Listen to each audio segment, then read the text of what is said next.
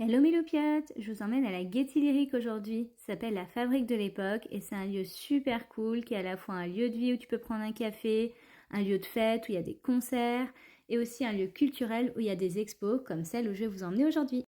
Alors déjà, moi j'adore le nom de l'exposition Transgalactique qui évoque une multiplicité d'identités, une connexion humaine mais aussi une connexion plus large avec le cosmos, le monde vivant et la nature. En fait, derrière l'immensité du cosmos, c'est la capacité infinie à se réinventer dont il est question. Affranchie des limites des fictions identitaires binaires et fermées, elle nous offre de nouveaux horizons de liberté, d'expression identitaire et corporelle.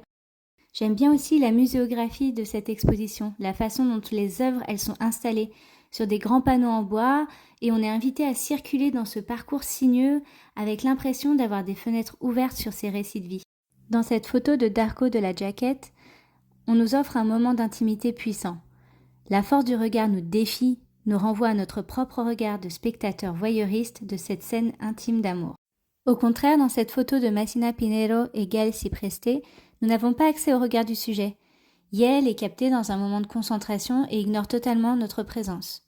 Nous sommes témoins d'un geste et d'une réalité, et la photo rend hommage aux efforts qui peuvent être voulus ou imposés, ici pour la transformation de voix. Il y a une autre série de photos qui m'a particulièrement marquée, c'est celle de Laurence Philomène, où une personne non-binaire pose telle une muse pré-raphaélite. J'adore cette réappropriation des codes de l'art classique qui, avec humour, on aime la peluche macro à l'anguille à côté, tourne en dérision la vision de la beauté dans l'art occidental et nous invite à l'interroger à nouveau par la défiance du regard. Un regard qui reprend le contrôle et s'affranchit du regard hétéronormé. Il y a une autre idée que j'ai trouvée très intéressante, c'est la construction d'une écologie queer qui considère l'ensemble des vivantes et vivants comme étant interconnectés.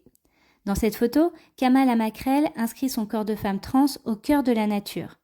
Yael est intégrée de façon organique parmi les jacinthes d'eau. À la fois arbre et fleurs, figure totémique et chamane, elle semble au cœur d'un nouveau rituel abolissant le regard colonisateur et offrant un avenir de symbiose avec le vivant.